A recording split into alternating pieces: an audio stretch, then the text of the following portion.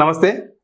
సింగరేణి సంస్థలో ఒక చెప్పుకోదగ్గ పరిణామం సంభవించింది అనుకోవచ్చు.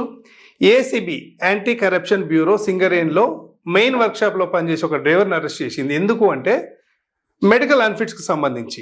ఇది చాలా కీలకమైన అంశం, కొన్ని కోట్ల రూపాయల అవినీతికి సంబంధించిన అంశం. దీనిపై ప్రస్తుతం ఉన్న సిఎండి బలరాం గారు మరింత దృష్టి పెట్టాల్సిన అవసరం ఉంది. ఇప్పటికే సిబిఐకి అప్పగించిన క్రమంలోనే ఈ ఏసీబీ రేట్స్ జరిగి సాధారణ వ్యక్తిని అరెస్ట్ చేస్తున్నట్టు తెలుస్తుంది. ఓకే, దీని విషయం ఇంకా మనం వివరంగా మాట్లాడుకుంటే, సింగరేణి కాలరీస్ కంపెనీ లిమిటెడ్, దీన్నే చాలా మంది ఏం చెప్తారంటే సిస్టమేటిక్ కరప్షన్ కంపెనీ లిమిటెడ్ అని చెప్తారు. సరిగ్గా వినండి, సిస్టమేటిక్ కరప్షన్ కంపెనీ లిమిటెడ్. వెనుక నుంచి ఏం పోయినా పర్లేదు కానీ ముందు నుంచి చీమ కూడా పోవద్దనే తత్వంలో సింగరేణి నడుస్తుంది. దీనికి సంబంధించి చాలా ఆధారాలు ఉన్నాయి.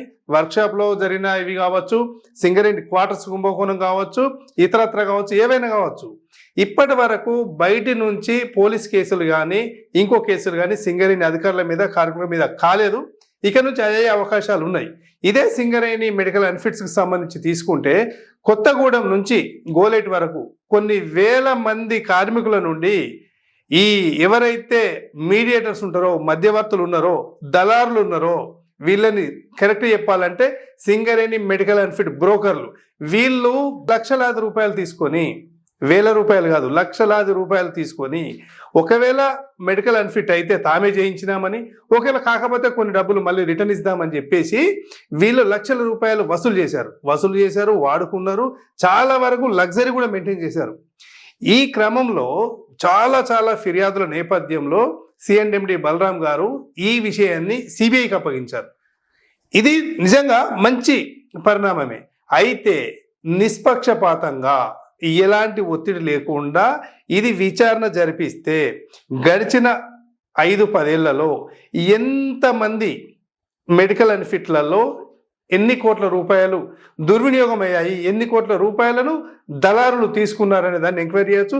కార్మికులు కూడా, దయచేసి కార్మికులు గమనించాలి, పైసలు ఇవ్వకపోతే సింగరేణిల పని కాదు, డబ్బులు పెట్టకపోతే మెడికల్ అన్ఫిట్ కాదు, ఈ ధ్యాస మర్చిపోయి మీలో ఉన్న ఆశను, అంటే మేము మంచిగా ఉన్నప్పటికీ మేము అన్ఫిట్ అయితే అనుకో 5-10 లక్షలు పడేస్తే అన్ఫిట్ అవుతాము, ఇక్కడ నుంచి మైన్ కాడికి వెళ్ళి కార్పొరేట్ హాస్పిటల్ దాకా ఇవి నడుస్తాయి మాకు తెలుసు అని మీరే డిసైడ్ చేసుకొని, మీరే దళాల దగ్గరికి పోయి, మీరే హాస్పిటల్కి పోయి, మీరే డబ్బులు చూపించి దళాలను తయారు చేసింది కూడా కార్మికులే.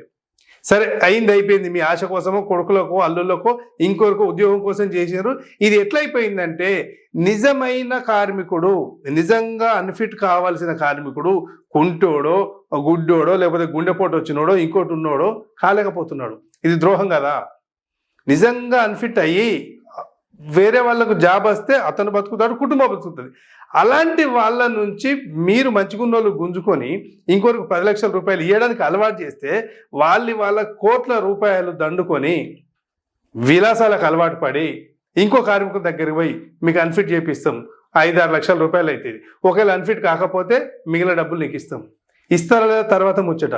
ఇచ్చిన దాఖలాలు చాలా తక్కువ. అలాగే స్కీమ్ లాస్, ఇటు గొప్ప పదం చెప్తారు, అరే మేము అటు ఇటు తిరిగినాం, స్కీమ్ లాస్ 2 లక్షలు ఖర్చు అయిపోయింది, మిగిలిన 3 లక్షలు ఇస్తాం, లేకపోతే 4 లక్షలు ఇస్తాం, లేకపోతే నువ్వు ఇచ్చిన దానికి 2 లక్షలు ఇచ్చి మిగిలినంత ఉంచుకుంటు, ఏదో రకంగా దొబ్బ తినడానికి అలవాటు పడి బ్రోకర్లు మొత్తం సింగరేణి మెడికల్ ఆఫీస్కి అలవాటు పడి బెల్లంపల్లి, మందమారి, రామకృష్ణాపూర్, గోదావరిగని, భూపాలపల్లి, మనుగూరు, కొత్తగూడెం, సింగరేణి, ఎల్లందు, టోటల్ సింగరేణి సంస్థ ఎక్కడెక్కడైతే విస్తరించి ఉందో అక్కడ దళారులు 30, సింగరేణి కార్మికులు కావచ్చు, బయట వాళ్ళు కావచ్చు, డాక్టర్లు కావచ్చు, సింగరేణి అధికారులు కావచ్చు, మొత్తం కార్మికుల డబ్బులను, కార్మికులు దిగిపోతే వచ్చే డబ్బులను మొత్తం దోచుకు తిన్నారు. కొన్ని కోట్ల రూపాయలు వాళ్ళ చేతుల్లో ఉండిపోయినాయి. సరే, ఇది ఇప్పుడు కనుక ఎంక్వైరీ నిజమయ్యి, సింగరేణిలో గతంలో ఒక 20 ఏళ్ల క్రితం విజిలెన్స్ అనే ఒక శాఖ ఉండేది, ఎస్ఎన్పిసి శాఖ ఉండేది.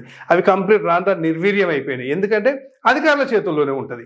అధికారులు కూడా వాళ్ళకే వత్తాసు పలికినప్పుడు, లేదా అధికారులకు సంబంధించి ఏమైనా తీయాల్సి వచ్చినప్పుడు అదే విజిలెన్స్ సరైన పని చేయకపోయేది. ఎందుకంటే సింగరేణి సంస్థకు సంబంధించింది కాబట్టి, అందుకని నిర్వీర్యం అయిపోయింది. ఇప్పుడు ఏసీబీకి అప్పగించడం అనేది ఒక మంచిదే. కాకపోతే ఎలాంటి ఒత్తిళ్లకు తలగకుండా, ఎలాంటి ఒత్తిళ్లు ఉండకుండా నిజంగా దర్యాప్తు చేసి, నిష్పక్షపాతంగా దర్యాప్తు చేసి, ఎంతటి వారున్నా సరే, సింగరేణిలో డైరెక్టర్ స్థాయిలో ఉన్నవారైనా, మెడికల్లో హాస్పిటల్కి సంబంధించిన వైద్యాధికారులు ఉన్నా కూడా స్పష్టంగా వీళ్ళు బయటికి తీయగలిగితే నిజంగా సంస్థను కాపాడిన వాళ్ళే, సింగరేణి కార్మికుల భవిష్యత్తును కాపాడిన వాళ్ళే, నిజమైన సింగరేణి అన్ఫిట్ కావాల్సిన అర్హత ఉన్న వాళ్ళ జీవితాలను కాపాడిన వాళ్ళే అవుతారు. ఈ విషయాన్ని కార్మికులు కూడా ఆ ఏసీబీకి సపోర్ట్ చేయాలి. అలాగే సింగరేణి అధికారులు ఇప్పటికైనా కూడా కొద్దిగా కళ్ళు తెరవండి. మీ ప్రాంతాల్లో ఎక్కడెక్కడైతే మెడికల్ అన్ఫిట్కి సంబంధించిన ఏదైతే అనుమానాలు ఇవైతే ఉన్నాయో వాటిని కూడా బయటకు తీసుకురండి. అలాగే ఏసీబీకి డిఎస్పీ మీడియాస్ తరపున విజ్ఞప్తి, దయచేసి దర్యాప్తు మంచి నిష్పక్షపాతంగా చేయండి. టాప్ టు బాటం కొత్తగూడ నుంచి గోలేటి వరకు ఎక్కడెక్కడైతే ఇవన్నీ జరిగినాయో ఎవ్రీ మెడికల్ బోర్డుకు సంబంధించిన లిస్టు తీసుకొని అక్కడ ఎవరెవరైతే ఆరోగ్యంగా ఉన్నారు, ఎవరు అనారోగ్యంగా ఉన్నారు, ఎందుకు ఒకవేళ ఆరోగ్యంగా ఉంటే ఎలా అన్ఫిట్ కాగలిగారు అనే విషయాన్ని సమగ్రంగా వెలికి తీయాలని డిఎస్పీ మీడియాస్ కోరుకుంటుంది. ఇంకా దీనిపై ఎప్పటికప్పుడు సమాచారం మీకు అందిస్తూ ఉంటాం.